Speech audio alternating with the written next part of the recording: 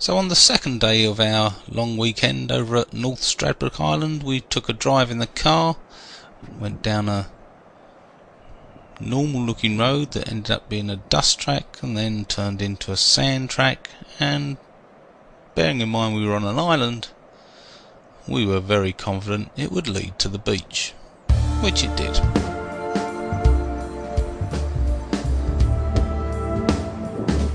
That's something that's quite fascinating about a lot of Australia, and that is where the bush does meet the beach on so many occasions.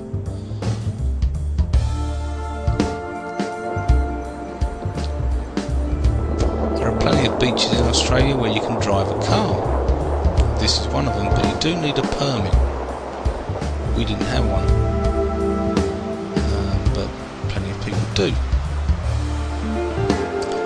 These permits aren't expensive, they're currently $33 for a year. This guy's probably got one.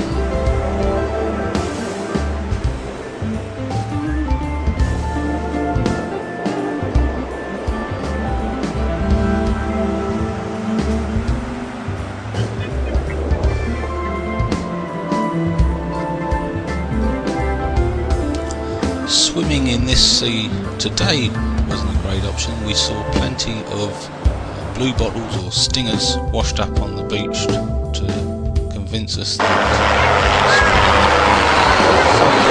we did have to treat us fly over by military helicopters, but we wanted to hit the road because we heard there was somewhere you could go swimming close by, and that was a place called Brown Lake. That's where we're headed next.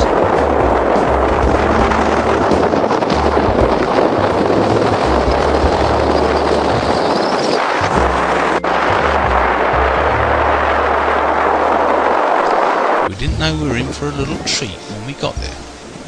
Quite a few people were gathered around this tree. This little fella was the reason why.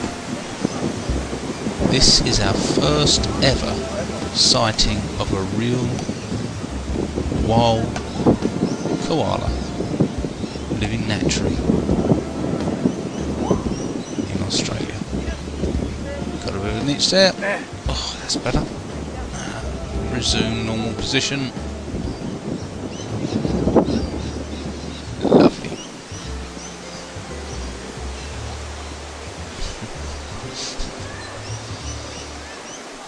And that's what they do for about 23 hours of a day, I believe. And this was Brown Lake. A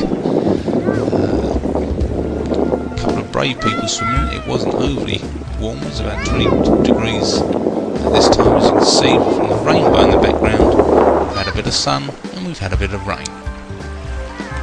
And then we found the only pub on the island, and a lot of fun.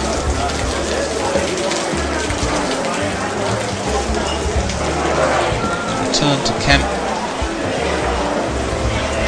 to have us a tea, a couple of beers in here, but for us the star of the show today for sure was this little fella.